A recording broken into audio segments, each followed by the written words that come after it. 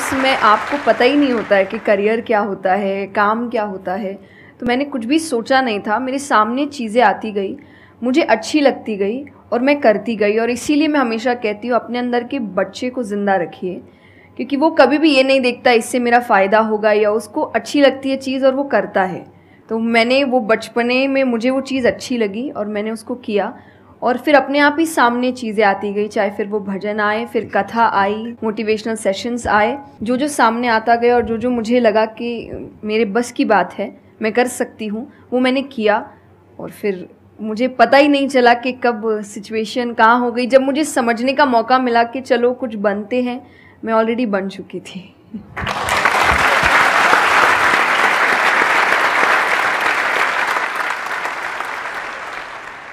मेरा question concentration power को लेके है, या दूसरी तरह से बोल सकते हैं अवेयरनेस को लेके।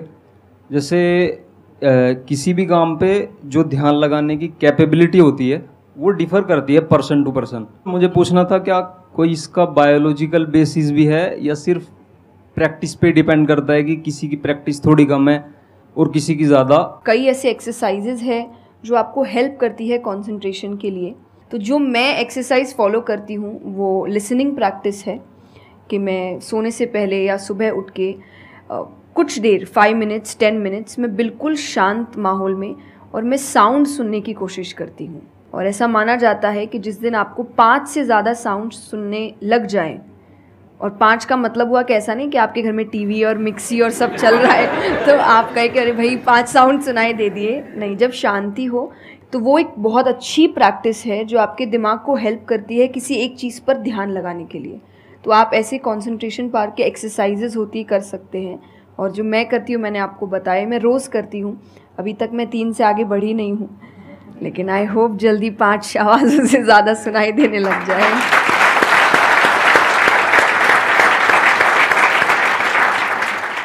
बचपन से जो आपने किया अभी तक वो तो मैटर करता ही है। फॉर एग्जाम्पल, अगर आप बचपन से ही सिर्फ कंप्यूटर पर ही अपना टाइम पास कर रहे हो या मोबाइल पे, जो आजकल बड़ा कॉमन हो गया है, तो आपकी जो कंसंट्रेशन पावर है वो पैसिव वे में तो अच्छी होगी। यानी कि अगर कोई कंटेंट है उसको आप कंज्यूम कर रहे हो तब तो आपका माइंड वहां पर लग जाएगा, लेकिन जब खुद ध्यान लगाने की बारी आएगी तो आप नहीं लगा पाओगे।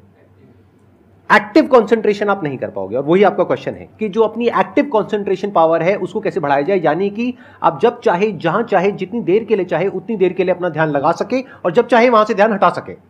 इसी को कहेंगे ना कि एक्चुअल में आपका जो ध्यान है वो आपके कंट्रोल में है।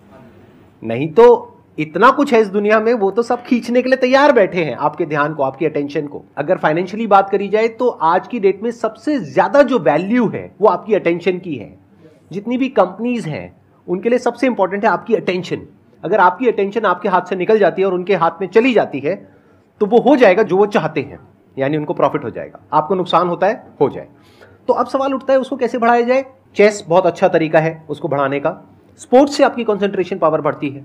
जैसे मुझे बैडमिंटन बहुत पसंद है, तो बैडमिंटन में सारा ध्यान कहां पर होता है? शटल के ऊपर, और कोई थॉट माइंड में आ ही नहीं सकता, क्योंकि अगर वो आया तो शटल से आपका ध्यान हट गया और आप हार जाओगे। तो sports is another way of doing it. उसके अलावा जैसे इन्होंने बताया लिसनिंग, अगेन वेरी पावरफुल। बहुत तरह की साउंड्स हैं, बहुत तरह की वाइब्रेशंस हैं इस यूनिवर्स में, बट हमारा ध्यान नहीं है उसकी तरफ। कुछ ग्रॉस है, कुछ सटल है।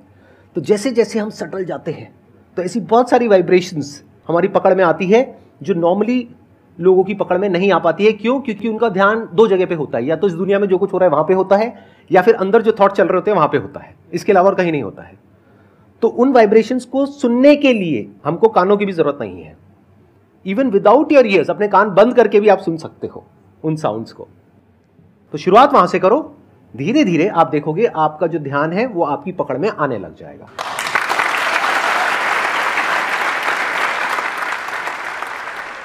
मेरा क्वेश्चन आपसे, मतलब दोनों से ही है, वो ये कि हम लोग मतलब आज की सोशल मीडिया वाला ज़माना है तो हम लोग बहुत डिस्ट्रैक्टेड रहते हैं, और जब भी स्पिरिचुअलिटी की बात होती है फैमिली में, फ्रेंड्स में, तो सभी ये कहते हैं कि स्पिरिचुअल अभी होने की ज़रूरत नहीं है, करियर पे ध्यान दो, अभी कौन सा टाइम है, बाद में देख लेना। और हम लोगों के घरों में भी हम देखते हैं। तो मैम ये चीज़ कैसे, मतलब उनको कैसे समझाई जाए कि ये चीज़ कितनी इम्पॉर्टेंट है और उसकी इम्पोर्टेंस क्या है? मेरे हिसाब से, और आई थिंक मेरे क्या पूरी दुनिया के हिसाब से जो भी स्पिरिचुअलिटी को ठीक से समझता है, ये यंग एज प्रोसेस ही है।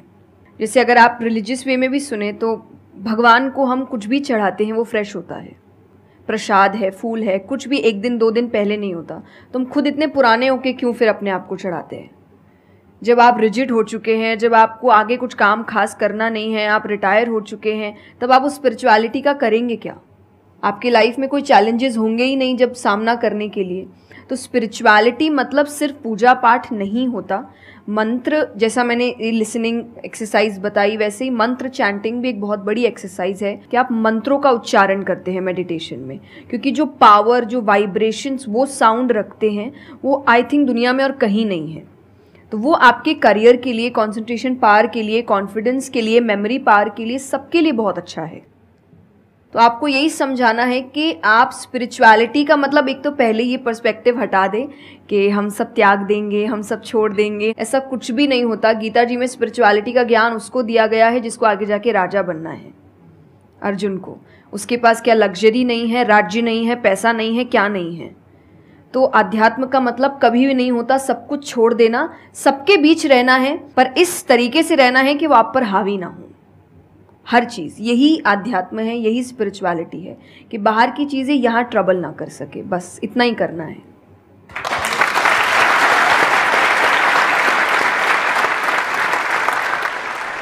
अर्जुन कह रहा है कि क्या मैं सब कुछ छोड़ छाड़ के चला जाऊं?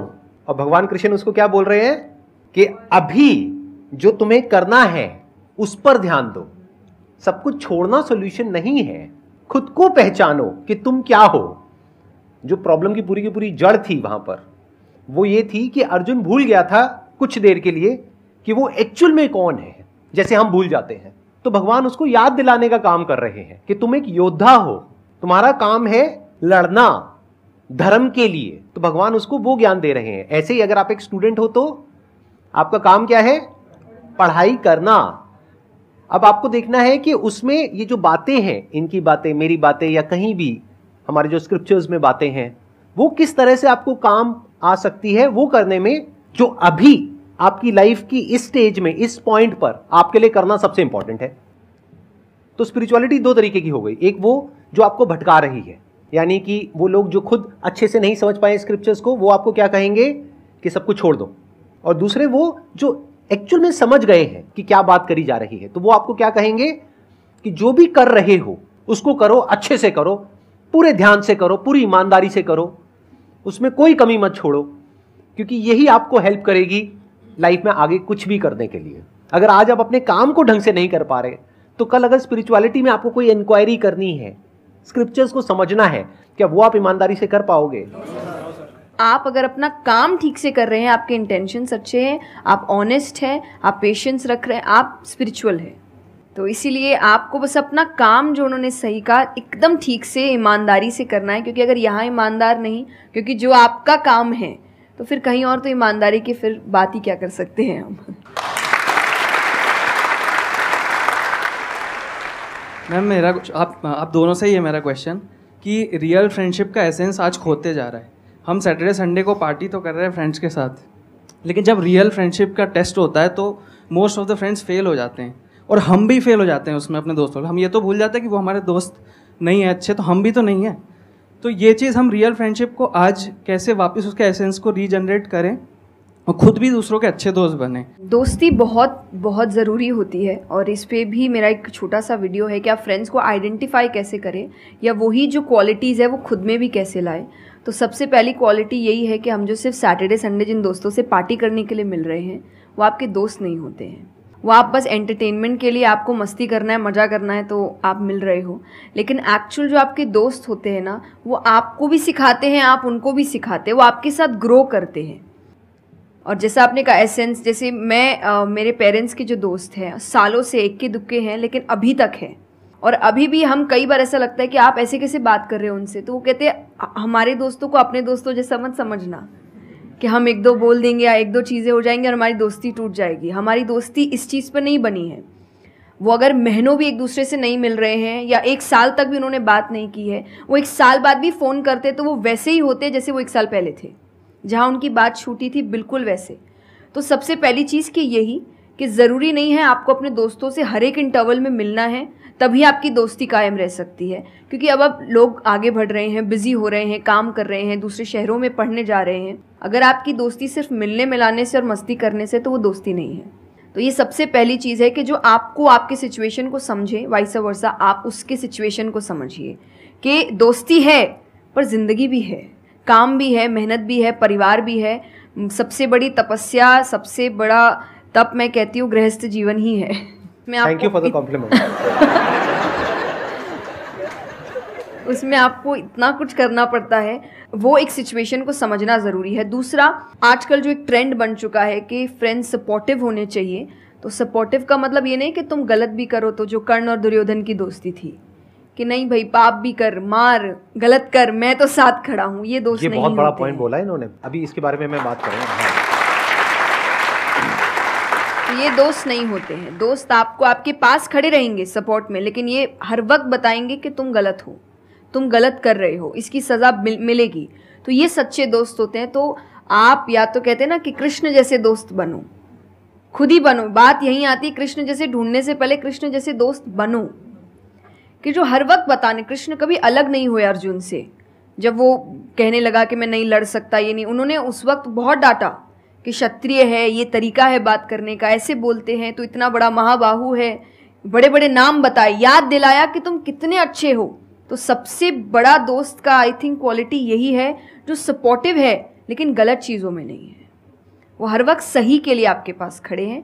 और तीसरा जो मैं सबसे अच्छा कहती हूँ कि आपकी और उनकी मेंटालिटी मैच होनी चाहिए। आपको ये समझना है कि अगर मेंटालिटी एक नहीं होगी तो भले ही आप अपने पेरेंट्स को कितना ही कह ले कि हम कुछ नहीं करेंगे, अरे हम तो सिर्फ घूम रहे हैं, अरे हम वैसा कुछ नहीं करेंगे, करोगे, एक ना एक दिन ज़रूर करोगे, क्योंकि ये ह्यूमन नेचर है। आप जिसके साथ ज़्यादा समय बिताते हो, धीरे धीरे उसकी क्वालिटीज़ कुछ आपके अंदर आती है। तो ज़रूरी है कि वो बिहेवियर, वो पैटर्न, वो मेंटालिटी, वो माइंडसेट मैच होनी चाहिए दोनों की, तभी आप एक साथ ग्रो कर सकते हैं। वरना वही सैटरडे संडे मिलना और ज़िंदगी खराब करना, यही हो पाएगा बस। Excellent point. ये समझना इतना इंपॉर्टेंट नहीं है कि दोस्ती क्या है, ये समझना ज़्यादा इंपॉर्टेंट है कि दोस्ती क्या नहीं है। अगर आपका जो दोस्त है वो कुछ गलत कर रहा है तो उसका साथ देना दोस्ती नहीं है, क्योंकि अगर आप गलत में भी उसका साथ दोगे तो वो और पावरफुल हो जाएगा, वो और बड़ा गलत काम करेगा। मानो आपका दोस्त पी करके गाड़ी चला रहा है, तो दोस्ती ये नहीं है कि उसको बोलना कि हाँ चल कर कर कर कर कोई नहीं, और बड़ा और बड़ा और बड़ा नहीं। उस वक्त क्या बोलना, गाड़ी रोक, मैं उतर रहा हूं। अब उसके बाद आपका क्या होगा वो बाद में देखेंगे, वो डिपेंड करता है कि आपको कहां उतारा उसने। जो इन्होंने एग्जाम्पल दिया दुर्योधन वाला, बहुत इंपॉर्टेंट है वो समझना। ऐसे लोगों से दूर रहो, ये दोस्ती है। दोस्ती को तोड़ देना दोस्ती होता है बहुत बार। कई बार लाइफ में ऐसा पॉइंट आ जाता है जो एक धर्म संकट के जैसा होता है, जहां पर जा करके आपको साफ नजर आ रहा होता है कि ये जो इंसान है ये सिर्फ अपना ही नहीं मेरा भी सर्वनाश कर देगा। ऐसे लोगों को छोड़ देना दोस्ती है। फिर अगर उसके अंदर इंसानियत वापस से जागती है तो वापस से वो अगर आपके पास में आता है तो ठीक है, नहीं आता है तो कोई बात नहीं, छोड़ दो ऐसे दोस्त को। तो बड़े ध्यान से चुनना अपने जो दोस्त हैं। जो इन्होंने कहा, संगति बहुत इंपॉर्टेंट है लाइफ में। इसीलिए पहले के जमाने में सत्संग की इतनी वैल्यू होती थी। हर घर में एक सत्संग हॉल होता था एक जमाने में। आज जैसे हम सत्संग का नाम सुनते हैं हमारे माइंड में कुछ और ही आने लग जाता है। सत्संग मतलब सत्य के संग। सत्य मतलब वही जो इन्होंने कहा कि जब कोई सही रास्ते पे चल रहा है तो उसका साथ देना, और कोई झूठ के रास्ते पे चल रहा है, कोई गलत काम कर रहा है तो उसका साथ छोड़ देना। तो सत्य के साथ रहना। वो लोग जो सत्य बोलते हैं, वो लोग जो सत्य की राह पे चल रहे हैं, वो लोग जो धर्म की राह पे चल रहे हैं। ये वर्ड सुनने में आपको थोड़े से पुराने लगेंगे, लेकिन अगर इसकी डेप्थ को आप समझोगे तो अंदर से आप समझ पाओगे कि मैं क्या बोल रहा हूं, किस लेवल से बोल रहा हूं। Hello sir, hello ma'am. Ma'am मतलब कई बार हम सुनते भी हैं, बहुत जगह देखते हैं, और कई बार बहुत बार हम पढ़ते भी हैं। मैम मुझे ये पूछना है कि मैम भक्ति क्या है, मतलब भक्ति क्या होती है? आज ये ज़माना अलग हो गया है कि भगवान से भी लेन देन का मामला चल रहा है कि आप मेरा ये काम कर दो तो ये हो जाएगा, और काम एक भी नहीं हुआ तो भगवान बदल ले, कि भाई कहीं और माथा टेकते हैं, यहाँ तो काम हो नहीं रहा। तो ये भक्ति नहीं होती। तो एक तो जो परसेप्शन भक्ति का बन गया है कि भजन कीर्तन पूजा पाठ कर लिया और भक्ति हो गई। भक्ति का असल मीनिंग है सरेंडर, समर्पण। और समर्पण व्यक्ति कब करता है? जब पहला चीज़ विश्वास होता है कि वो जो भी करता है वो सही करता है। मुझसे कई बार लोग पूछते हैं कि आप बहुत ज़्यादा डिप्रेशन में नहीं जाते, या कोई आपने सब कुछ देखा है, चाहे स्ट्रगल है, इंसल्ट है, रिजेक्शन है, हर फील्ड में हर चीज़ होती है। अगर आप आगे बढ़ रहे हैं, कोई पोजीशन पे जाने की कोशिश करें, तो आपको इनका सामना करना पड़ेगा। ये ज़िंदगी के साथ आता है, तो आपको सामना, लेकिन मुझे कभी दिक्कत नहीं दी ये चीज़ें। क्यों? क्योंकि जो मैंने कहा समर्पण, मुझे पता है कि एक ऐसी शक्ति ऊपर बैठी है जो मेरा बुरा नहीं चाहती। तो कई बार बुरी चीज़ें भी मेरी ज़िंदगी में हो रही है, मुझे पता है वो मेरे अच्छे के लिए है, क्योंकि वो कर रहा है। तो ये समर्पण, ये भक्ति है। तो ये आपको हारने नहीं देती। क्यों हारेंगे आप? क्योंकि आपको पता है ना कि वो हारने देगा नहीं। तो आप अपने आप गिरे, आप फिर उठेंगे कि नहीं भाई अभी गिरना शायद ज़रूरी होगा, उसका इशारा है, इसीलिए चलो फिर उठते हैं, फिर आगे बढ़ते हैं। तो अर्जुन ने भी, जब समर्पण की बात गीता जी में आती है, तो कई लोग कहते हैं कि धर्म का मतलब होता है अंधविश्वास। नहीं, क्योंकि अगर अंधविश्वास होता, अंधविश्वास में क्वेश्चन करना अलाउड नहीं होता आपको। गीता अगर सिर्फ भगवान की बात होती तो 2 पन्ने में ख़त्म हो गई होती। ये दोनों के बीच की बात है, जिसमें अर्जुन ये जानते हुए कि सामने कौन खड़ा है, क्वेश्चन करने की तो कोई सवाल ही नहीं था वहाँ पर कि भगवान लड़ने बोल रहा है, क्या क्वेश्चन करना, पर उसने कंटिन्यूसली क्वेश्चंस किए हैं। पर उसका भी नाम आया था समर्पण, कि वो समर्पित होकर क्वेश्चन कर रहा था कि ये जो खड़ा है ये मेरे हर सवाल का जवाब जानता है, ये मुझसे कभी कुछ गलत काम नहीं कराएगा। लेकिन इसका मतलब ये नहीं कि मैं अपनी जिज्ञासा बाहर नहीं निकालूंगा, मैं अपने क्वेश्चंस पूछूंगा। तो भक्ति का अर्थ यही होता है कि पहला निष्काम होता है। क्या फ़ायदा मत ढूंढिए कि मेरा काम नहीं हुआ तो भगवान है ही नहीं। भाई भगवान कहाँ है? भगवान होते तो ऐसा होता क्या? वो तो इंसान है, इसीलिए ऐसे हो रहे काम। भगवान ने तो सबको देखे, बच्चा तो मासूम ही होता है, बड़े होके खराब हो जाता है। कोई बच्चा गलत आपने देखा है क्या? छोटा सा बच्चा ही डॉन बनने के बारे में सोच रहा है, वो तो बच्चा ही होता है, मासूम होता है, सच्चा होता है। तो भगवान इसलिए कहते हैं बच्चे भगवान का रूप है, क्योंकि वो एकदम प्योर होते हैं। बड़े होने के बाद हम काम खराब करते हैं और नाम फिर हम भगवान का देते हैं, क्योंकि हमको इल्ज़ाम लगाने के लिए लोग चाहिए। ये फेलियर्स के लिए भी, आप फेलियर्स के लिए भी हम कहते हैं मेरा काम अच्छा नहीं था, मेरा समय अच्छा नहीं था, मुझे पेरेंट्स ने सपोर्ट नहीं किया, मेरे पास ये नहीं था। वरना अगर देखा जाए इन्हीं सिचुएशन में कई लोग हैं जो काम करके आगे बढ़ जाते हैं। तो करने वाला तो कर लेगा, नहीं करने वाला इल्ज़ाम लगाएगा। तो वो इल्ज़ाम अभी हमें ऐसे दिखता है, एक ऐसा कोई है जो सामने तो खड़ा नहीं है, भगवान लगाओ इल्ज़ाम। एक फ़ोटो है ना इंटरनेट पे कि भगवान खड़े, छोटी बच्ची खड़ी है, छोटी बच्ची के हाथ में एक टेडी बेयर है, तो भगवान वो मांग रहे हैं और वो बच्ची बोली मुझे बहुत अच्छा लगता है, मुझे नहीं देना। उसको नहीं पता कि भगवान के पास पीछे एक बड़ा सा टेडी बेयर रखा है और भगवान उसको कह रहे हैं कि बस दे दो और मुझ पे विश्वास रखो कि वो दे दो छोटी चीज़ जो तुमसे, आपको वो बुरी लग रही है उस वक्त कि मेरे साथ गलत हो गया या मेरा छोटा काम नहीं हुआ, मैंने तो इतनी पूजा की थी, इतना काम किया था, शायद तुम उस काम के लिए नहीं बने हो, तुम और बड़े चीज़ के लिए बने हो।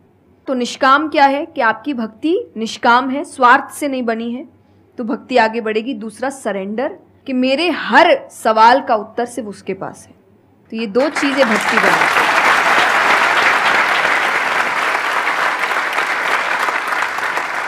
मेरा मन कर रहा है कि मैं बैठ करके बस आराम से आपको सुनता रहूं, मेरे को इतना अच्छा लग रहा है। आप प्लीज़ थोड़ा सा और बोलिए इसके बारे में, भक्ति के बारे में। मुझे सही में बहुत, कितने लोग चाहते हैं कि थोड़ा और बोले?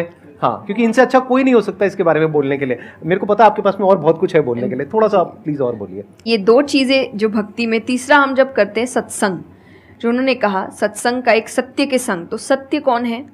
जब हम शास्त्रों में देखते हैं, सबसे पहला श्लोक जो श्रीमद् भागवत में आता है वो भगवान का स्वरूप बता रहा है। उसमें है सच्चिदानंद रूपाय। सच्चिदानंद का मतलब होता है 3 चीज़ें मिलकर बनती है, वो है सत, चित और आनंद। जो ये 3 चीज़ों को जीवन में समझ लेगा सही से, उसने भगवान को समझ लिया, क्योंकि भगवान का रूप ही सच्चिदानंद है। तो सबसे पहला है सच, जो कहा गया सच की राह पर चलो।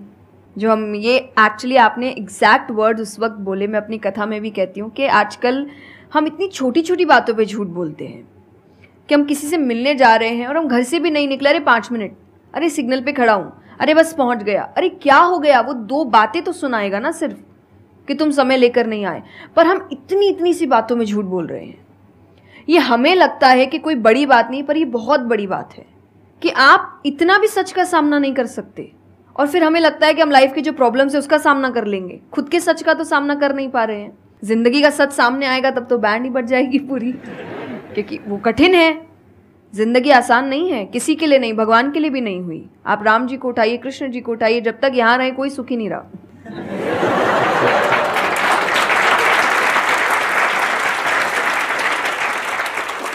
तो सुखी तो कोई नहीं रहा यहाँ पर। आपको सुख खुद ढूंढना पड़ता है, आपको अपना जीवन खुद निकालना पड़ता है अपने चॉइसेस को लेकर। तो इसीलिए पहला सत है, दूसरा चित है, अवेयरनेस। हम अवेयर नहीं है चीज़ों को लेकर, हम इग्नोर करते हैं। अवेयरनेस और इग्नोरेंस ये ऑपोजिट्स हो गए कि आप कोई भी चीज़ आपको समझ नहीं आ रही है, नहीं है। मैं अधिकतर नास्तिक लोगों को आप देखिए, उनको अगर पूछे ना भगवान को मानते हैं, तो उनके पास एग्जैक्ट रीजंस नहीं होते कि क्यों नहीं मानते। बस नहीं है, दिखा नहीं, मुझे नहीं दिखा तो नहीं है। तो तुम्हें तो बहुत चीज़ें नहीं दिख रही। मेरे पापा इस पर मैंने उनसे क्वेश्चन किया था कि बोले तो पापा कैसे जवाब दे। तो पापा बोले उनको पूछना उन्होंने अपने परदादा को देखा था। देखा तो नहीं होगा।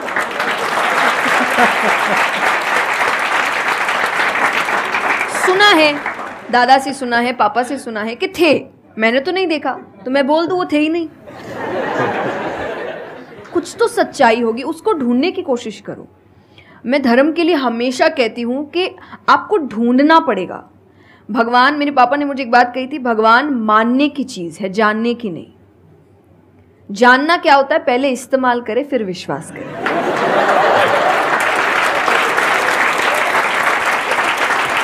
कि पहले देखेंगे है कि नहीं है, फिर बताएंगे। तो वो तो भगवान है, वो कहेंगे देख मैं भी घुमाता हूं। वो भगवान है भाई। उनको अगर आप बोलोगे कि मेरे सामने आ, मुझे दिखा तू है कि नहीं, तो बोलेंगे घूम, नहीं दिखाता, कभी नहीं हुई, नहीं जा। तो भगवान मानने की चीज है, मानो वो अपने आप जना देंगे वो कहाँ है। तो भगवान के लिए माना गया कि पहले आपको मानना पड़ता है, दैट इज सरेंडर, कि मैं मानता हूं, मैं इसीलिए पढ़ रहा हूं। अधिकतर लोग अभी पढ़ क्यों रहे हैं, जान क्यों रहे, गलत साबित करने के लिए। और दुनिया के लिए भी, आप किसी भी चीज को जानने की कोशिश करो तो सिर्फ एक खाली दिमाग से जानने की कोशिश करो, अपने दिमाग से नहीं कि मुझे गलत साबित करना इसीलिए पढ़ता हूं चलो। तो फिर आपका दिमाग सीधा उस गलत बात पे ही जाएगा कि देखो मैंने तो बोला ही था गलत है। और उसके आसपास कितनी अच्छी बातें लिखी होगी आप देखेंगे नहीं, पर आपको जो बस साबित करना है, आप उस लोग सुनते भी आजकल इसीलिए हैं। मैं कथा में एक बात कहती कि बस आजकल कथा ही बची है सुनने वाली चीज़, वरना आप कहीं भी दो लोगों को देखिए वो बोलेगा मैं बोलता हूँ, नहीं मैं बोलता हूँ, नहीं मैं बोलता हूँ। दुख देखिए किसी के, प्रॉब्लम्स को एक बोलता है अरे मेरी जिंदगी अच्छी नहीं चल रही, अरे मेरी उससे भी खराब है। आप किसी से मदद भी कहाँ मांगेंगे कि वो एक दुख सुनाओ वो 4 सुनाता है, तो क्या ही मदद मांगे कि तो मेरे से दुखी है, तो मेरे से और 500 रुपये रख भाई। ये तो इतना, तो लोग हर वक्त कोई सुनना नहीं चाह रहा, और सुन भी रहे हैं तो इसीलिए कि ताकि बस मैं बोल सकूं, कि ये ख़त्म करे बस जल्दी से, ये चुप हो ताकि मैं बोलूं। तो ये बंद करिए। भगवान ने अर्जुन की पहले पूरी बात सुनी थी, एक बार भी बीच में इंटरप्ट नहीं किया, उसकी पूरी बात सुनी। क्यों? तभी वो आंसर ठीक से कर पाएंगे। अगर आप बीच में हर चीज़ में इंटरप्ट करेंगे, लोगों के ओपिनियंस में इंटरप्ट करेंगे, तो आप उनकी बात को नहीं समझ पाएंगे। जितना सुनेंगे उतना सीखेंगे, क्योंकि बोलोगे तो वही जो आता है, पर सुनोगे तो कई बार ऐसी चीज़ें पता चलेगी जो नहीं पता, जो नहीं आता है। तो सत्संग यही है। आप लोग एक काम करो, अपना मोबाइल ऑन करो और अपने घर पे फोन कर दो कि शाम तक हम यहीं बैठे हैं। मतलब मेरा मन तो नहीं है यहाँ से आज उठने का, मेरा मन है आराम से बैठ करके इनसे सुनने का। मुझे तो बहुत अच्छा लग रहा है, लेकिन आई एम नॉट श्योर कि इनके पास में इतना टाइम होगा या नहीं होगा। आप प्लीज, आई एम सॉरी मैंने आपको इंटरप्ट किया। नहीं बिल्कुल। तो यही छोटी छोटी बातें हैं देखिए। और आनंद का मतलब एक्चुअली परमानेंट हैप्पीनेस होता है, जो आपको भगवान के साथ ही मिलता है, कि आपको किसी की ज़रूरत नहीं है, बाकी सब कुछ टेम्पररी है। और टेम्पररी खुशियों के लिए भगवान ने अर्जुन को लड़ने के लिए इसलिए नहीं बोला था कि तेको राज्य मिल जाएगा, खुशी मिलेगी, पैसा मिल जाएगा, नहीं। एक परमानेंट हैप्पीनेस थी कि मैंने अपना काम अच्छे से किया, उसके लिए लड़ो। तो जो भी काम कर रहे हो परमानेंट क्या है उसमें वो देखो, और ये आपकी सक्सेस पे भी काम आता है। भगवान जैसे अब हम कहते हैं ना कि दुनिया में कुछ सच नहीं है, संसार सच नहीं, इसका मतलब क्या? छोड़ने के लिए नहीं। क्या आप पहली चीज़, जब दुख आ रहा है तो डिप्रेशन में मत जाओ, क्योंकि आप जानते हो ये भी परमानेंट नहीं है, टेम्पररी है, कल फिर ठीक हो जाएगा। खुशी आ रही है तो घमंड मत करो, ये भी निकल जाएगा, ये पोजीशन भी ज़्यादा समय तक रहेगी नहीं। तो उसको रखने के लिए काम करते रहो। तो भगवान हर चीज़ में कहते बैलेंस्ड रहो, और परमानेंट वो है उसके पीछे भागो। तो आप अपने आप ही जो दिखावे की दुनिया है, करते हम सब है और सब कुछ करना चाहिए लाइफ में, सब इंजॉय करिए, पर अगर उसको जानते हुए करोगे कि परमानेंट नहीं है, तो जैसा मैंने कहा वो यहाँ जाएगा नहीं। जैसे एक पक्षी है, आप पेड़ पे उसको बैठा दो और फिर जिस ब्रांच पे वो बैठी उसको काटने लगो, और जब तक ब्रांच नहीं गिरेगा वो नहीं हटेगी, क्योंकि उसको ब्रांच पे भरोसा है ही नहीं। उसको पता ये रहेगा ना, उसको अपने पंखों पे है कि वो जैसे ही गिरेगा मैं उड़ जाऊंगी।